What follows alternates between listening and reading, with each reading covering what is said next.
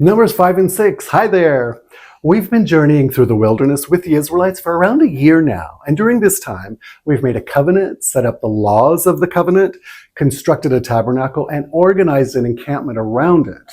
We've also given the Levites specific roles to serve the tabernacle. Today, God spoke to other tribes, reminding them to live in purity and holiness as He has called them to when He made this covenant with them.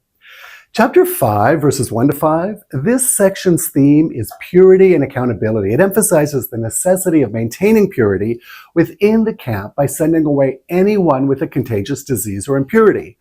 Now, this was to prevent defilement of the camp where the Lord dwells. None of these things made a person or proved a person to be a notorious sinner. Instead, it was that leprosy, unclean discharges, and dead bodies were reminders of the effects of sin from which Israel must separate themselves as they prepared to march toward the Promised Land.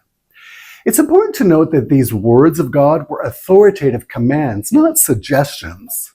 Verses 5 to 10 introduces the principle of restitution for wrongdoings, emphasizing personal accountability. The guilty are required to confess and make reparation, adding a fifth of the value to compensate for the harm that was caused. If there is no relative whom restitution can be made, it must go to the Lord for the priest. Verses 11 to 31 addresses the adultery test and the law of jealousy. Now, more specifically in 11 to 15, the jealousy offering, the Lord spoke to Moses about the procedure for a man who suspects his wife of unfaithfulness.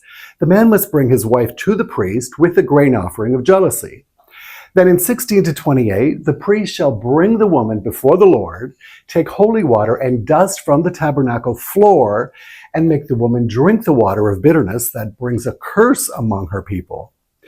If she is innocent, she will be free and able to conceive children. This unique passage delves into the topic of jealousy in marriage. Now, marriage hinges on expectations of romantic and sexual fidelity, which can in turn fuel jealousy. Nevertheless, unfounded jealousy can have detrimental effects on a marriage. This passage offered Israel a means to address both justified and unfounded jealousy. In this scenario, a man suspects his wife has been unfaithful to another man. There are a few reasons why the woman is held accountable in this situation. Firstly, the suspicious husband might not know who his wife allegedly cheated with, making it impossible to hold that man accountable, especially if there's no other man involved. And secondly, between the two suspected adulterers, the woman's body might be the one that reveals the truth if she did commit adultery. A man could lie about adultery indefinitely without ever being exposed. But if a woman lies about adultery, her body might not be able to conceal it for long. In this unusual ceremony to test her for adultery, God Himself steps in as a witness, since there's no other witnesses. Only God, being omniscient, as we've established, His presence is everywhere and He sees everything. Therefore, He would have witnessed any wrongdoing or lack thereof. Moreover, God is the only one with the power to enforce the corresponding consequences. As the giver of life, He controls the outcome of any potential pregnancy in this situation. Chapters 1, 6 to 8 focus on the dedication and blessings. Now, these verses describe the Nazarite vow, a voluntary commitment to God characterized by abstinence from wine, refraining from cutting hair, and avoiding contact with the dead. This vow symbolizes a higher level of dedication and separation from God, reflecting the theme of personal holiness. 13 to 21, upon completion of the vow, various offerings are made. This section signifies the celebratory aspects of fulfilling spiritual commitments and the importance of rituals in expressing devotion. The principles of purity, dedication, and faithfulness continue to hold significance in our lives today.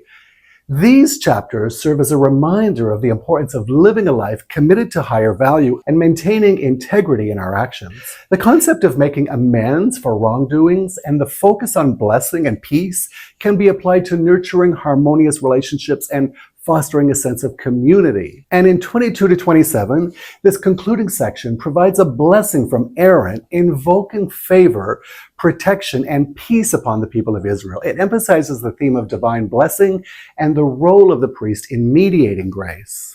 And if I may, I'd like to read this blessing over you. The Lord bless you and keep you. The Lord make His face shine upon you and be gracious to you. The Lord lift up his countenance upon you and give you peace. Have a great day.